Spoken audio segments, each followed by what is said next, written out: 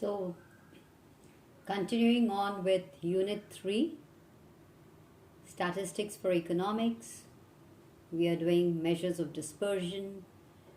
We finished with measures of central tendency, and even in measures of dispersion, in the methods of measuring dispersion, we finished with range, quartile deviation, and now what we are doing is mean deviation. And in mean deviation, we finished with the individual series, and now we are doing what is known as the discrete series. Now let's consider the following data, and in this we have, let's take this. Now in discrete, before we go on, the average that we can work out in the discrete series is either from the median or from the mean. So in this, I'm going to talk about what is known as median. From the median, we work out the average. All right. So now this is the numerical. X and F are given. These are the frequencies. These are the variables. 10 and 2, 12 and 3. Suppose these are marks. 14 marks and 6. People have got so many marks. 16, 4, etc. So you find out what the frequency. You sum them up. Sigma F. And then what we have is, we have to take out, the first step is, take out the cumulative frequencies.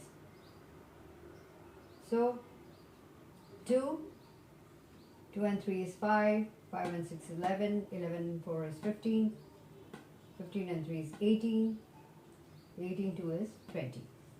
So let's work out the median. So how do we work out the median? Median is the size of n plus 1 divided by 2th item. Now what is n? N is sigma f. That is total number of frequencies. So what are the total number of frequencies? 20 plus 1 divided by 2th item. So the size of 21 divided by 2th item lies in 10.5th item. Now 10.5 lies within here. So here, and corresponding to this is the, what do you call it, the median. Okay. Now once we worked out what the median is 14. So I've written the numerical again, 10, this is X, F, CF.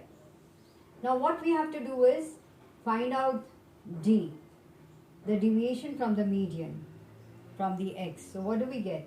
10 minus 14, 4. And within parallel bars means we are not going to consider the minus, the negative signs, whatever. So 12 minus 14, 2, 14 minus 14 is 0, 16 minus 14 is equal to 2, 18 minus 14 is equal to 4, and 20 minus 14 is equal to 6. Now in this, now the next, which is very important, the next step is, you have to take the frequencies and multiply it with the deviations that you have worked out.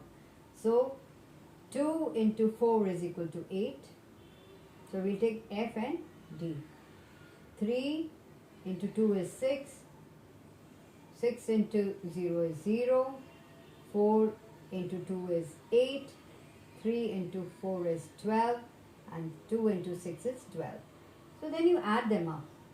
Sigma F into D, the parallel bars, what you get is 46. Now how do you work out? This is a formula for mean deviation. So that is summation F into D, okay, divided by sigma F. So what do you get? So you write, now just write down the values. You written for this, you write 46. For this you've written sigma F is 20. So you've written 20, and what you get is 2.3. Now coefficient of mean deviation, what is that? The mean deviation that you've got, that is divided by the median. So median is, so what is this? So mean deviation divided by the median that you worked out. So mean deviation is 2.3 divided by 14 is equal to 0.164. So this is how we have derived mean deviation from median. And in the next class, we will work out mean deviation from what is known as mean. So that we will take the average as the mean and do it.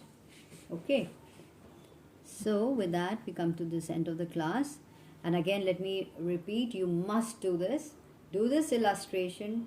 Go and do an illustration from the book that you have, the prescribed book. You can do it from your NCRT or any other book that you're referring to. Okay. And do an exercise too.